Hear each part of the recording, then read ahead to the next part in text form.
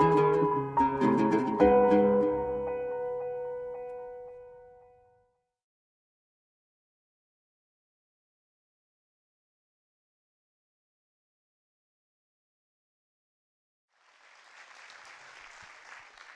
voilà, bonjour à tous. Voilà, je suis très content d'être là. C'est vraiment un honneur.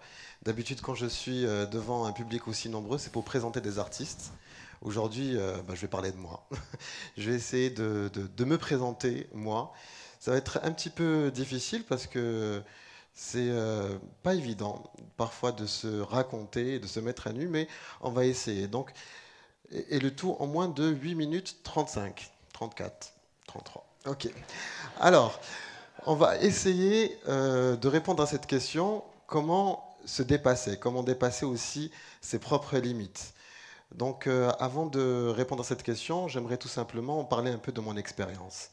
Donc, comme vous le savez, ou comme certains le découvrent, parce que quand on est une voix de la radio, c'est pas évident tout le temps, mais je suis sur un fauteuil roulant, ok, et depuis donc l'âge de 8 ans, et on va dire que euh, la vie est pas évidente dans un sens où quand on a toutes les chances, on nous n'avons pas toutes les chances dès le départ justement pour réussir, c'est pas évident. En fait, j'avais toutes les raisons de ne pas justement faire en sorte d'avoir une vie épanouie, d'avoir une vie heureuse ou d'être épanoui, heureux. J'avais toutes les raisons au monde d'être cloîtré, d'être antipathique, d'être limite suicidaire, et pourtant, ça n'a pas été le cas. Pour certains, le handicap rime avec la fin d'une vie. Anna, pour ma part, ça a été au contraire le début de ma vie. Ça arrive à l'âge de 8 ans. À l'âge de 8 ans, on n'est pas spécialement conscient de ce qui nous arrive. On vit les choses de manière très innocente, on ne comprend pas. Et puis on avance, plus les années passent, et plus eh bien, on se dit voilà, qu'il y a effectivement une différence, que pourquoi moi, pourquoi pas quelqu'un d'autre, etc., etc. J'avais toutes les raisons au monde justement de me sentir différent, d'être complexé, d'être renfermé sur moi-même, comme je l'ai dit. Et pourtant, eh bien, j'avais un choix. J'avais un choix instantanément à faire. Est-ce que je devais me lamenter sur moi-même ou bien vivre? Et c'est ce que j'ai essayé de faire.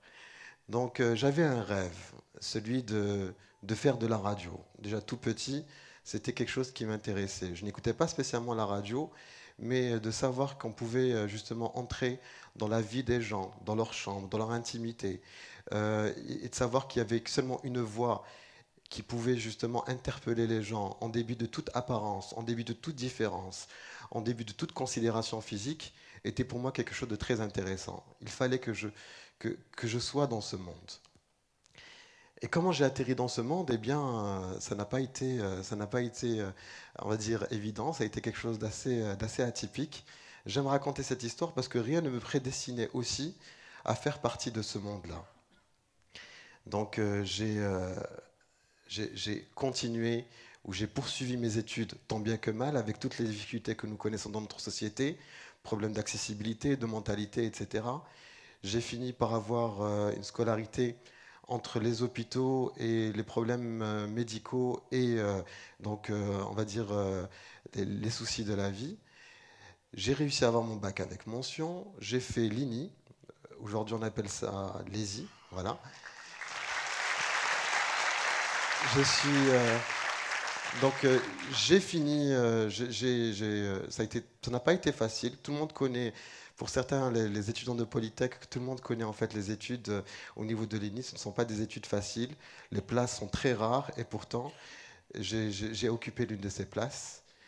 Et à un moment donné, en quatrième année, je suis tombé malade, gravement malade, si bien que, eh bien, les médecins ont carrément demandé à mes parents de se préparer au pire. Et quand j'ai entendu parler tout à l'heure du cerveau, eh bien, quand on parle du pouvoir du cerveau, eh bien, ce ne sont pas des paroles en l'air. Pour moi, il était inconcevable que tous les sacrifices que j'ai fait toute ma vie, eh bien, partent avec deck avant de finir mes études, de quitter ce monde sans sans que j'ai ce diplôme, de quitter ce monde sans que je puisse réaliser ce rêve fou qui est de faire de la radio. Pour moi, c'était inconcevable. Et, euh, et j'ai commencé à m'en sortir, à aller mieux, à me rétablir. Et lorsque je commençais à aller mieux dans ma convalescence à la maison, j'ai j'ai envoyé comme dans une bouteille, comme quand on lance un message, une bouteille à la mer, quand on lance une bouteille à la mer, j'ai envoyé un mail au site de la radio algérienne, voilà, qui n'est pas fameux, mais j'ai trouvé 3 adresses. Et j'ai envoyé justement une petite lettre de motivation où j'ai expliqué pourquoi il était impératif que j'appartienne à ce monde. 3 semaines après, le téléphone sonne. La directrice de la chaîne 3 à l'époque, elle me dit apparemment tu as des choses à offrir à la radio. J'ai dit oui. Je fais alors viens, présente-toi. Je me suis présenté. J'ai parlé de ce projet, de faire un truc autour de la jeunesse, autour du cœur, parce que c'était quelque chose qui m'intéressait. Elle me fait ok, essaye. C'était avant de finir mes études, je commençais à m'en sortir.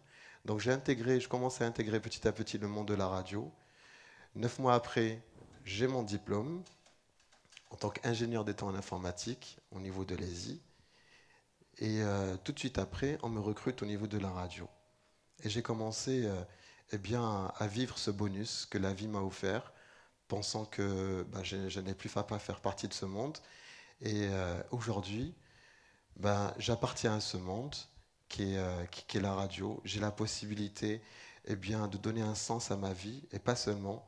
J'ai la possibilité eh bien, de faire sourire des gens, d'apporter un peu de magie dans les esprits de certaines personnes, de donner aussi la possibilité à certains artistes de donner libre cours à leur créativité, à leur imagination.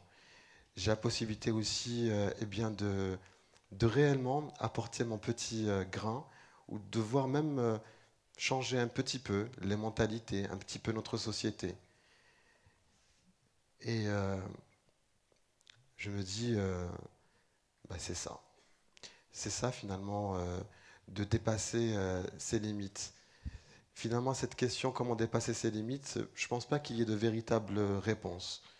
Je pense qu'à un moment donné, il suffit juste de se poser la question, est-ce qu'on doit se contenter, ou est-ce qu'on doit être heureux, ou est-ce qu'on doit vivre, ou bien survivre. Moi, à un moment donné, j'ai tout simplement choisi eh bien, d'être heureux, de ne pas être comme les autres, mais peut-être mieux que les autres. J'ai peut-être pas la possibilité de marcher, mais je peux peut-être faire marcher les autres. J'ai peut-être pas la possibilité eh bien, de faire certaines choses, mais j'ai la possibilité eh bien, de donner eh bien, la chance à certaines personnes d'accomplir aussi beaucoup de choses.